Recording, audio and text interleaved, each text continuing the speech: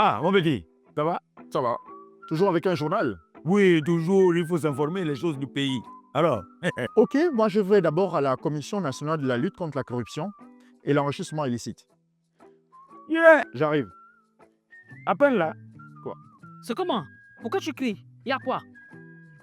Mais c'est le petit locataire là. Il a fait quoi? À peine il a commencé le travail, il a déjà détourné. Là où tu le vois là. Mon fils, c'est vrai, tu as volé. Maman, je n'ai rien volé. Oh.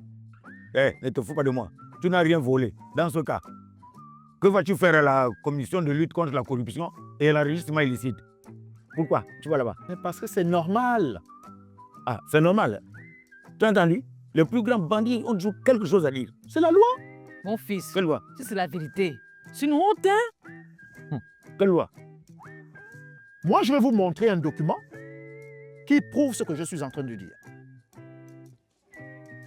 Tout agent public nouvellement intégré comme moi doit obligatoirement déclarer ses biens ainsi que ceux de son ou de ses conjoints lorsque ceux-ci ou ceux-ci exercent une activité lucrative 3 mois après perception de son ou de leur premier salaire. De même, pour tout agent public bénéficiaire d'une nomination à fonction ou d'un mandat électif, doit déclarer ses biens 3 mois après son entrée en fonction renouvelable tous les 3 ans pendant la durée de la dite fonction ou du mandat également renouvelable 3 mois après la cessation de la fonction ou du dit mandat. Vous voyez, c'est un document de la Commission nationale de la lutte contre la corruption et l'enrichissement illicite. Comment ça crier le matin que non, voleur, voleur, voleur? Hein? Là, il a bien expliqué. Ah, Il a bien expliqué ce qui se passe. Vraiment, l'école est bien, hein? quelle école? Oh, va à la cuisine. Qui Mon t'a fils. rien appelé? Explique bien ça. Ah, maman. Moi, je vous partage ces informations parce que je ne fais pas de la rétention d'informations. Il y a même des conséquences lourdes, maman. Mais oui, les conséquences. Je vais vous lire ces conséquences-là. Oui. Vous voyez. Les conséquences sont très lourdes. Premièrement, condamnation à l'amende. Donc, si vous ne le faites pas, vous pouvez être condamné à payer une amende. Deuxièmement, vous devez démissionner d'office de votre emploi ou des charges qui sont les vôtres. Troisièmement, on peut même aller jusqu'à la confiscation de vos biens, y compris votre maison. Yeah. Mais ce n'est pas tout. Quatrièmement, on peut vous envoyer en prison. C'est l'emprisonnement. Aïe. Donc c'est très sérieux.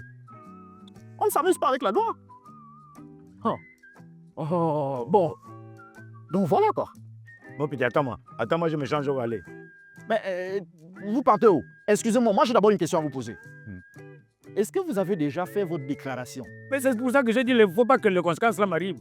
Les gars, attends-moi. Tu as intérêt. À partir avec le jeune homme, tu as intérêt. Ah. Hein? Tu seras assis toute la journée, vous contrôlez qui rentre, qui sort, qui fait quoi. Mais vous avez des informations comme ça, je ne connais pas. Va là-bas, Mais je c'est un gars à toi. veux partir. Oh.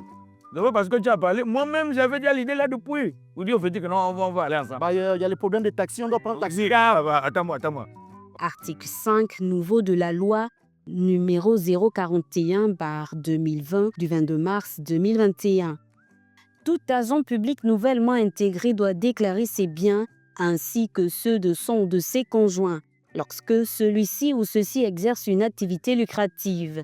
La déclaration de biens se fait 3 mois après la perception de son ou de leur premier salaire, renouvelable tous les 3 ans, renouvelable en cas de retraite, rupture de contrat ou de radiation.